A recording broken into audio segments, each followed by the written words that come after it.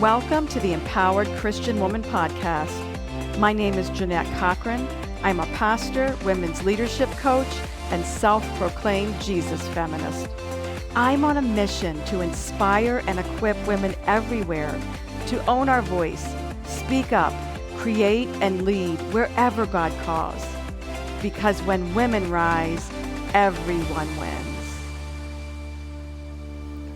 Hey there, friends. Welcome to the podcast. I hope that you have been enjoying some of the recent episodes. I have to say, one of the things that I did not anticipate when I started this podcast was how fantastic it was going to be to meet so many amazing women. I have been able to connect with and meet women that I did not know and hear their stories, and I've been so inspired and just really floored. There are so many of you out there doing incredible work, using your voice and your leadership gifts to make a difference. And I've been thrilled just to meet some of you and to share the stories. And so I hope you've been enjoying and have been inspired by the wisdom and the work that many of the empowered Christian women are doing that I have been spotlighting on the podcast. But today, it's just me. I have something that's been on my mind that I want to talk with you about, and it is imposter syndrome. Now, if you are a high-achieving woman, which I know you are because my audience on this podcast is attracting women who are leaders, women who want to make a difference in the world and use their voice and their gifts. So if you are listening, you are a high-achieving woman who wants to make a difference in the world. And chances are that when you lead in ministry or in your workplace, at some point you've either heard of or you have said that you yourself struggle with imposter syndrome. I bet if I could ask for a show of hands from those listening right now who have experienced imposter syndrome at some time, probably everyone listening would have your hand raised. I know my hand is raised right now. Imposter syndrome is loosely defined as doubting your abilities and feeling like a fraud. According to research, it actually disproportionately affects high-achieving women and women who find it difficult to accept their accomplishments. Now, when experiencing imposter syndrome, we question whether we're deserving of the success that we've received. We think, our success is just because we've been lucky. We attribute our success to external forces rather than internal gifts and character, or that we've worked hard and earned our success. All of these things are characteristics of imposter syndrome. Well, I work with lots of women leaders, and it's not uncommon for women leaders to describe what's going on for them as far as dealing with stress or self-doubt or not feeling like they fit in. And oftentimes they will describe that as, I'm struggling with imposter syndrome. And oftentimes I have thought, I'm not quite sure it is imposter syndrome, because one of the things that I do with women that I coach is I help them to understand the concept of an internal critic. Each of us has an inner critic. If you are a human being, male or female, you have an inner critic. It's a normal part of what it means to be human. And our inner critic really begins to speak up in situations where we don't feel safe, in situations where we're going to move in a direction where we've never gone before, where we're going to show up in a bigger way, or we have to make change and we're not quite sure how it's going to turn out. All of those things that provoke fear and uncertainty in us oftentimes will cause our inner critic to speak up. So, having an inner critic is not a syndrome. Having an inner critic that speaks up and at times tries to silence you or tells you that you don't fit in or you're going to fail does not mean you're deficient or that there's anything wrong with you. And so often, I think we have pathologized our inner critic as something that is deficient or wrong within us, something that we have to overcome. Now, this is not a podcast about the inner critic. In fact, I probably should do a podcast and talk more about the inner critic, but that's not what I want to do here. Today, I want to pull apart imposter syndrome, but I want to just help you to realize that this idea of having an inner critic is completely normal. We all have it. The thing is, we just don't talk about it that often. So many times when our inner critic speaks up, we think we're the only one that has these thoughts of self-doubt.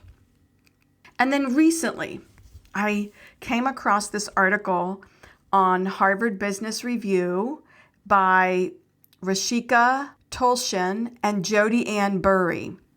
And the title of the article is Stop Telling Women They Have Imposter Syndrome. This article has gotten so much attention, and I think these women are really onto something about imposter syndrome that I want to share with you. I want you to rethink what you've believed about imposter syndrome and especially what you believe about yourself. Now, first of all, I want to acknowledge that this article written by these two fantastic authors, they are both women of color, and the article was written from a woman of color's perspective. And the authors are speaking up and saying that women face biases in the workplace, and especially women of color who face not only gender biases, but also racial biases. So I want to acknowledge that the article is trying to really speak to that group of women, but it does raise the question for all women, for any marginalized group, any group that can be stereotyped and oftentimes experiences biases, conscious or unconscious biases. So first of all, let me talk about the origins of imposter syndrome. The imposter syndrome concept was originally developed by two psychologists, Pauline Rose Clance and Suzanne Imes, in 1978. And they developed this concept after studying high-achieving women. And during this time, it was actually called imposter phenomenon. And I do want to point out that this study was only white, middle to upper class women. It didn't even include women of color or women of various economic statuses. So let's just say we know that that is troubling in and of itself, that it doesn't tell the story for all women. But in the original study, women who were identified with the imposter phenomenon exhibited symptoms of generalized anxiety, a lack of self-confidence, depression, and frustration related to what they said was an inability to meet self-imposed standards of achievement. Now, first of all, I want us to remember this was 1978. So just with what you know, imagine being a woman in 1978, and some of you can remember this, 1978, working in a professional environment. How many things in your context do you think might be there that would cause anxiety? How many things in the workplace as a woman in 1978 might cause you to lack self-confidence, or even after years of work, feel depressed or frustrated because you haven't been able to meet the goals that you set for yourself, that you haven't been able to maybe move forward in the ranks and accomplish the things that you wanted to accomplish? I would suggest that in 1978, that was probably the general experience for many women, if not the majority of women in the workplace. Of course they felt like a fraud, because here's the thing. By the end of 1970, more than half of women had jobs outside of the home, but they were paid 40% less than the men for the same jobs. Furthermore, those women were not shaping the decisions or the cultures of the companies where they worked, because those companies were largely, almost exclusively led by men. Do you know it wasn't until 1978 that it was illegal to discriminate, discount, or even fire a woman on the basis that she was or might become pregnant. With these kinds of contexts, of course, these women felt like an imposter. Of course, they didn't see themselves as fitting in and worrying that they would one day be found out as not good enough, because they were looking around and they were seeing what leadership required, and they were seeing masculine models of leadership and organizations that were created with men in mind, because men were the majority that had been working in the professional world, in the workforce in general for so long. Those contexts were created with men in mind. And so, of course, these women felt like they didn't belong. That doesn't mean that there was something wrong with them.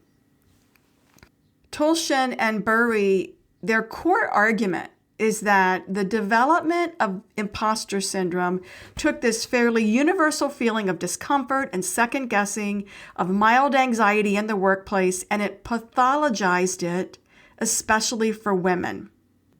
They say maybe what we've been told to believe is our problem and is, in general, women's problem, that we suffer from imposter syndrome, that we have a deficit in us that causes us to feel like a fraud or inadequate, not deserving or not fitting in. Maybe this is actually more the result of the external contexts in which we work and lead. In other words, maybe it's not a you problem. Maybe it's not a me problem, but maybe it is a problem of contexts that are non-inclusive, where there isn't openness to different perspectives and styles and life experiences. We've made a ton of progress since 1978. Absolutely. I mean, I'm so grateful to our foremothers who endured much worse conditions than I think I've ever had to face. Although I do want to qualify that with the sad reality that for women in the Christian church, in many church contexts, we are still operating with values and beliefs about women that aren't all that different from 1978 as far as discrimination and silencing and the marginalization of women. Perhaps it's these contexts. Maybe you work in a male-dominated industry. I think of some construction. I know my sister-in-law works in construction, and she shares some of the microaggressions that she experiences with men in the construction field, and how often she experiences mansplaining or men that think she doesn't know what she's talking about, despite the fact that she is very competent in her field. Of course, women in male-dominated industries look around and feel like imposters, because there aren't enough leaders who look like us. We struggle to find female role models and mentors, but to overcome this, we need to stop trying to fix women and instead fix our organizations so that women are better represented in leadership. The fear of not fitting in, not being accepted, can be especially challenging for women who work in male-dominated fields, especially for women in church and Christian ministry, because many of our faith organizations have handed us indoctrinations that claim authority and male-only leadership as God's created design. And so maybe you don't even believe that today. Maybe you've moved beyond that and you have embraced an egalitarian theology. But that doesn't mean that some of those old messages that you have internalized aren't going to show up when you need to speak up, when you need to give a message, maybe hold a boundary or advocate for yourself or someone else. In those situations, you're going to experience self-doubt. You're going to have anxiety. Because traditionally for women speaking up, it's not always been safe. But we need to stop pathologizing that as that means there's something wrong with us and recognize that It's normal, healthy self-doubt. Now, we do need to figure out how to overcome it. And that's what I do when I work with a lot of women and coaching them to overcome their inner critic. But what I want you to see here is what you often think is something that is deficient in you is completely normal. And it's something that many women face, not because there's something wrong with women, but because we are leading and working and living in situations and in contexts that are not always welcoming to the diversity of our gifts and our styles or our voices. So, for example, let's think about the fear of rejection. Many of us women, when we have to speak up and give a message that we know may not be readily accepted or might be unpopular, it's not uncommon for us to struggle with that more than our male counterparts. Because for women, the fear of rejection can be uniquely challenging. Here's why. For hundreds and thousands of years, our survival as women was linked to being accepted by our community. For much of our history, women did not have political rights. We couldn't own property. We couldn't even get a mortgage or a credit card without the approval of a father or a husband until 1974. So we as women did not have the physical strength to protect ourselves or agency to shape our future, but what we had was the ability to be likable. And so we learned over the years that we needed to shape others' opinions of us. We needed to use relationship and social influence to make our best attempt at ensuring our safety. And so that's been our history. And that still influences how girls and women are socialized today. And so when we hear that voice inside of us saying, you know what, maybe you are not qualified to speak about this. Maybe you just don't fit in here and you need to be silent and let someone else take care of this. Oftentimes that has nothing to do with an imposter syndrome, and that has everything to do with the fact that we have some fear that makes complete sense based on our context and our history. And we have a normal, healthy inner critic that's speaking up and saying, hey, are you sure you want to do this? Because it might not be accepted. Right? But we've pathologized it and we've made women think, you know what? Women just need to get more self-confidence. The problem is now with you. You've now been liberated, but you're not speaking up. And so that's all your fault. Now, hear me out here, because I definitely am not one that plays the victim. I believe that we can only change ourselves, and we cannot sit too long pointing the finger at others, expecting others to change, and instead we have to change ourselves. And so I do believe that we have to find the courage and the confidence to speak up and to bring about change and to point out what's happening in some of the contexts and why we do feel like we don't fit in. Where we see that our workplaces and our communities and our churches are not welcoming of women's voices, and we need to be able to speak up and advocate for ourselves all the time. Absolutely. But what I want us to get rid of is this idea that when we struggle in these situations, that we have something inherently wrong with us, that we have a syndrome, and that we should have overcome that by now, because that's just not true. Probably heard what's happened recently to Beth Moore. Beth Moore, in the last couple of years, started speaking out and sharing the harassments that she has experienced in her faith community. She started speaking out for women and speaking up to say, hey, I think women are called and gifted and should be given a voice in our church communities. And you've seen what's happened to Beth Moore. She's been criticized. She has had horrible things said about her by Christian men and Christian leaders. And she's been completely rejected by her Christian community. So if we think this idea that if we speak up, we're going to be rejected by our community is just something that happens in ancient societies. We're mistaken. It does happen today. It just is fortunate enough that when we are rejected by these communities in today's day and age, we're not going to die because we can provide for ourselves economically. We can still feed ourselves and put a roof over our head, which was not always the case for our foremothers hundreds, and certainly it wasn't the case thousands of years ago.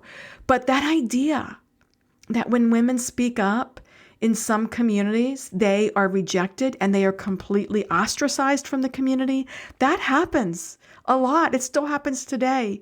Amy Bird is another. If you don't know Amy's story, Google it. Amy Bird started speaking out in her faith community. She wrote a book. She's a brilliant woman. She loves the Bible, and she's been speaking up and just bringing a different perspective to the scriptures, and she has been ostracized from her community. Here's the thing that I'm getting at. I don't want to complain about men in our community. We have a lot of fantastic men, and I'm so grateful for the men that are standing by women. But we also have to recognize that it still happens today in 2023. We've got to stop believing that we have imposter syndrome. Stop buying into the fact that if you feel self-doubt or anxious or you don't feel like you fit in, that it means there is something deficient in you. Recognize self-doubt is normal. Don't heap more guilt and shame on top of yourself. There's nothing inside you that you have to fix. You're not deficient. Yes, you do have an inner critic, and that inner critic is going to speak up when you don't feel safe, but that's completely normal. That's some of the work that I do with women that I coach, is giving them tools to, first of all, recognize when that inner critic is speaking, and tools to be able to turn down the voice of the inner critic and turn up those other empowering voices to really connect deeply with your values and to connect deeply with the Spirit of God within you that is calling you to step forward and to make change. There are a lot of tools that I can give women to help them work with their inner critic. But it's not because there's anything deficient or inherently wrong with you. It's because you're a normal human being and you're a woman leading in what is largely a world that has been shaped by masculine models of leadership.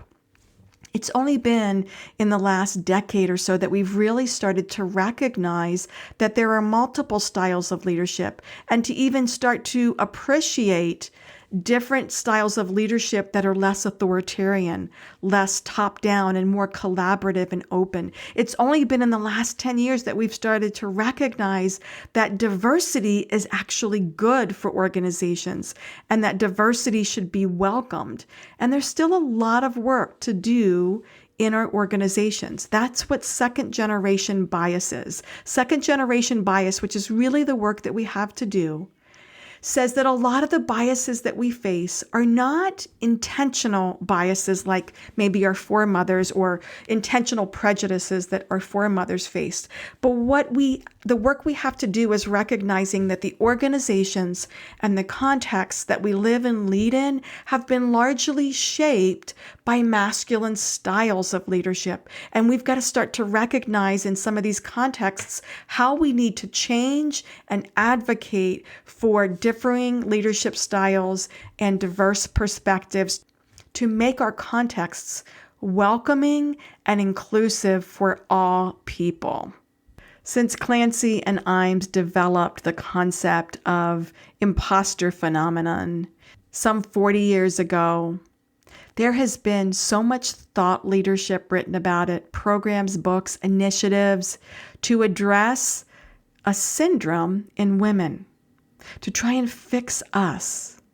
But what if the core issue never really has been so much about us, and it's been more about the contexts in which we've been socialized and the organizations that we work in, which prioritize masculine models of leadership and traditional male leadership styles?